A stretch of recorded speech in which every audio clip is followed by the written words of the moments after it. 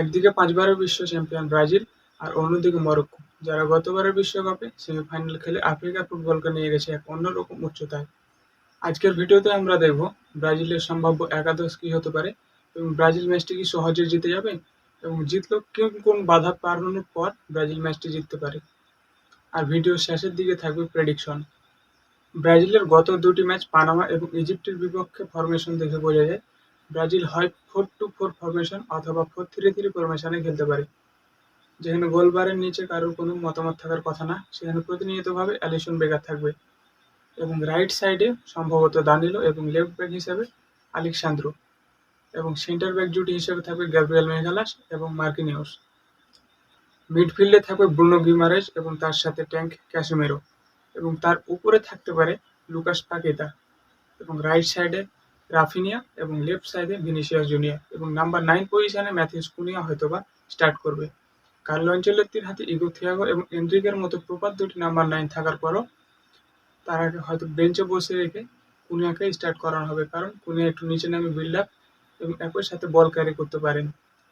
আর যারা একাদশে নেইমারকে খুঁজছেন তাদের বলে রাখা ভালো, নেইমার এখন পর্যন্ত ব্রাজিল জাতীয় দলের সাথে কোনো ট্রেনিং সেশন করেননি, আর তাই তিনি মরক্কোর বিপক্ষে ম্যাচে থাকবেন না। তিনি সম্ভবত হাইতির বিপক্ষে ম্যাচ দিয়ে ব্রাজিল জাতীয় দলে ফিরতে যাচ্ছেন। এখন ম্যাচটি কি ব্রাজিলের জন্য খুব সহজ হবে?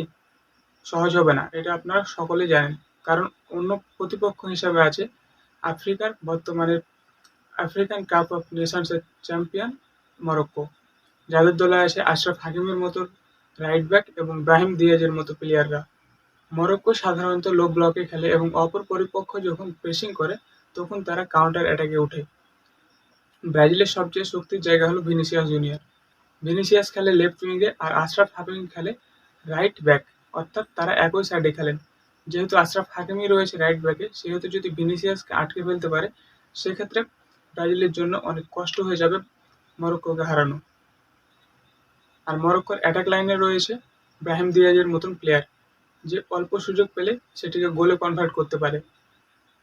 ব্রাজিল বনাম মরক্কোর ম্যাচটি শুরু হবে 14 জুলাই সকাল 4টা AM, অর্থাৎ 13 তারিখ রাত পেরিয়ে ভোর 4টার দিকে। এখন এ ম্যাচের ফলাফল কি হতে পারে? সকল কিছু বিশ্লেষণ এবং দেখার পরে আমার মতে এই ম্যাচটি ব্রাজিল 2-1 জিততে পারে।